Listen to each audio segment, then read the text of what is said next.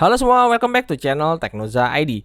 Jadi di video kali ini saya mau sedikit nostalgia aja dengan salah satu smartphone dengan prosesor paling populer di zamannya, yaitu Snapdragon 625. Beberapa smartphone populer pernah menggunakan chipset ini di rentan tahun 2016 sampai 2017. Sebut aja Asus Zenfone 3, lalu ada Xiaomi Redmi Note 4, dan device yang akan kita bahas kali ini yaitu Motorola Moto G5s Plus. Saat itu nama Motorola masih berkibar di pasar Indonesia. Selain dijual secara resmi, Moto G5s Plus juga adalah smartphone dengan project dari Google Android One yang dirilis dengan bandrol harga Rp2.999.000 dengan fitur yang terbilang cukup wah di kelasnya.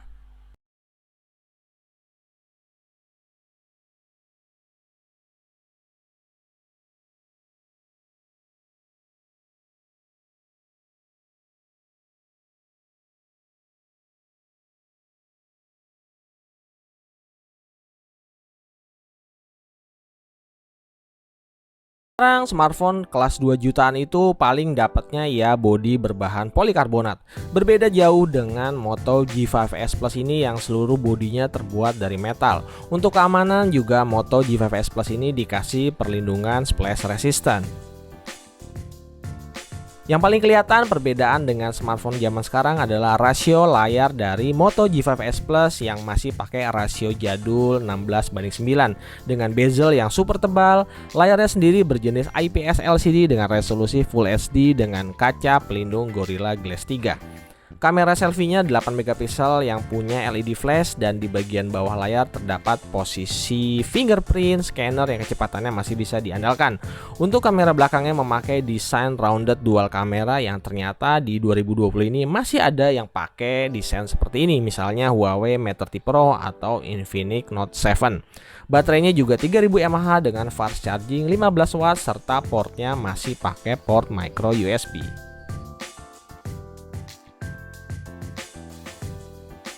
Moto G5s Plus terakhir hanya disupport sampai dengan Android Oreo dengan UI dari Android stock. Meskipun chipset Snapdragon 625 terbilang jadul, namun Android stock terbukti bikin performa komputasi Moto G5s Plus ini masih oke untuk pemakaian casual saat ini. RAM-nya juga cukup besar dengan 4 GB dan internal storage 64 GB yang masih bisa diekspand pakai micro SD card. Untuk buka-buka sosmed, browsing, dan juga multitasking masih bisa berjalan lancar dan nyaman sekali untuk digunakan.